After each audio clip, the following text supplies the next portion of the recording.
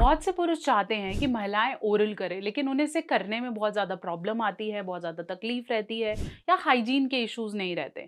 अगर आपकी भी वाइफ इस चीज़ के लिए मना करती है या पार्टनर मना करती है, तो कैसे डीप थ्रोट कर सकते हैं और किस तरह की टेक्निक यूज़ करनी है, मैं इस वीडियो में बात करूंगी। नमस्कार, मैं हूं डॉक्टर नेहा मेहता और मैं आप बहुत सारी ऐसी वीडियोस बनाती हूं जो कि हेल्प करती है आपको राइट सेक्सुअल हेल्थ सॉल्यूशंस देने में। तो किस चीज़ का वेट कर रहे हैं? मुझे पता है आपको पसंद है, तो इस वीडियो को पूरा अंत तक देखें, अपने पार्टनर को दिखाएं और धीरे धीरे ओरल्स की तरफ आप डेफिनेटली अगर पसंद करते हैं तो जा सकते हैं। तो चलिए शुरू करेंगे, वीडियो को अंत तक देखिएगा और चैनल को सब्सक्राइब करना नहीं भूलें। तो चलिए, हम बात कर रहे थे डीप थ्रोट। बहुत बार जब आपका पार्टनर इसे करना चाहता है या आप चाहते हैं कि वो आपको हेड दे, तो बेसिकली होता क्या है कि आपके पार्टनर को बहुत ज़्यादा उल्टी आने जैसा लग सकता है या अनहाइजीनिक लग सकता है और हर कोई इसके साथ कंफर्टेबल नहीं होता। तो लिस्ट में सबसे पहले ऊपर रखेंगे कंसेंट। एक अच्छा कंसेंट ज़रूरी है। हो सकता है पहली बार कोई इसके लिए रेडी नहीं हो, जिसको इसके बारे में पता नहीं है या उसने इसको देखा नहीं है, उसके लिए डेफिनेटली शर्म या छी की बात हो सकती है। कई रिलीजियसली इसे लेके बोलते हैं कि ये आउट ऑफ देयर रिलीजन है और भाई उनके गुरु उन्हें ये नहीं सिखाते। तो ये आपका पर्सनल चॉइस हो सकता है। आपकी बेड लाइफ पे अगर आप अपनी बॉडी को प्लेजर देने के लिए कुछ पर्टिकुलर टेक्निक्स का यूज़ करते हैं, तो वो आपका पर्सनल डिसीजन है। कंसेंट की पावर बहुत इंपॉर्टेंट है। अगर आपका पार्टनर इसे पसंद नहीं कर रहा है, तो आई थिंक आपको उनको थोड़ा स्पेस देना चाहिए, थोड़ा एडुकेट करना चाहिए और धीरे धीरे इसके बारे में डिस्कशन करने से वो ओपन हो सकते हैं। फिर अगर मैं बात करूं कि अगर आप भी करना चाह रही हैं लेकिन हो नहीं पा रहा है, तो ज़रूरी है कि आप अपनी ओरल मसल्स को एक्टिवेट करें। ओरल मसल्स की बात की जाए तो आपके मुंह के आसपास का एरिया है, स्पेशली जब आप अंदर की तरफ ले रहे हैं या सक कर रहे हैं, तो आपका जो एयर का लेने का तरीका है उसे आपने एक्टिवेट करना है। तो इसके लिए आपको अपनी जो नेक मसल है इसे बहुत ज़्यादा स्ट्रॉन्ग करने की ज़रूरत है। क्या कर सकते हैं आप? सांस को अंदर की तरफ खींचने की कोशिश करेंगे, तो ये वाली जो मसल है वो टाइट हो जाएगी और फिर थोड़ी देर के लिए होल्ड करना है। जब आप रेगुलरली इसे प्रैक्टिस करेंगे, तो अल्टीमेटली जब आप अंदर ओरल करते हैं तो आपको वो अजीब नहीं लगेगा और धीरे धीरे आपको वॉमिटिश आना या नॉजियाटिक फील होना या ऐसे लगना कि उल्टी आ रही है, वो फीलिंग धीरे धीरे चली जाएगी। लेकिन तीसरी चीज़ जो सबसे ज़्यादा इंपॉर्टेंट है वो है हाइजीन। अगर हाइजीन का ध्यान नहीं रखा जाएगा, अगर साफ सफाई का ध्यान नहीं रखा जाएगा, तो ये प्रॉब्लम बढ़ सकती है।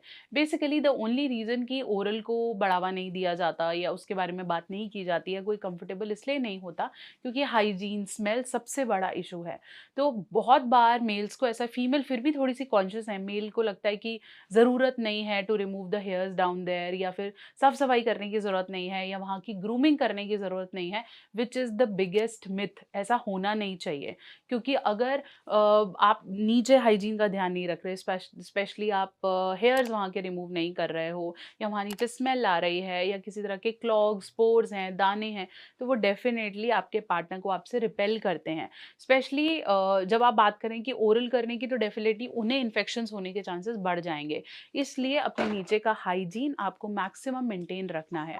बहुत से लड़के मुझसे क्वेश्चन पूछते हैं कि मैम फिर ये कैसे किया जाए, क्योंकि आप रेजर करते हो या शेव करने की कोशिश करते हो या फिर वैक्स करने की कोशिश करते हो, वो काफ़ी पेनफुल है और कट्स होने के चांसेस बढ़ जाते हैं।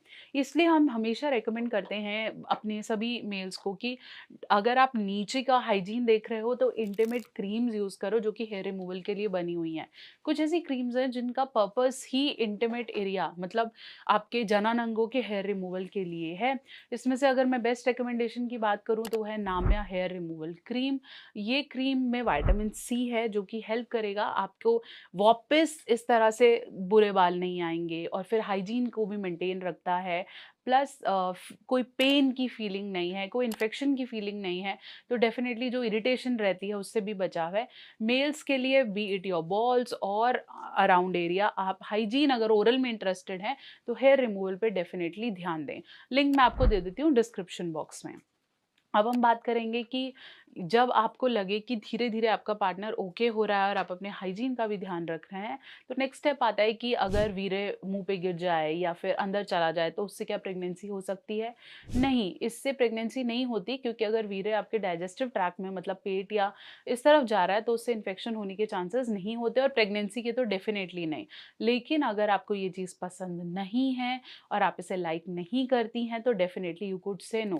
ज़रूरी नहीं है कि आपको पूरा प्रोसेस ही ओरल करना है। आप चाहें तो कुछ पार्ट कर सकते हैं और फिर आप नॉर्मल सेक्स की तरफ, पेनिट्रेशन की तरफ जा सकते हैं। अदरवाइज़ एक कॉम्बिनेशन चल सकता है।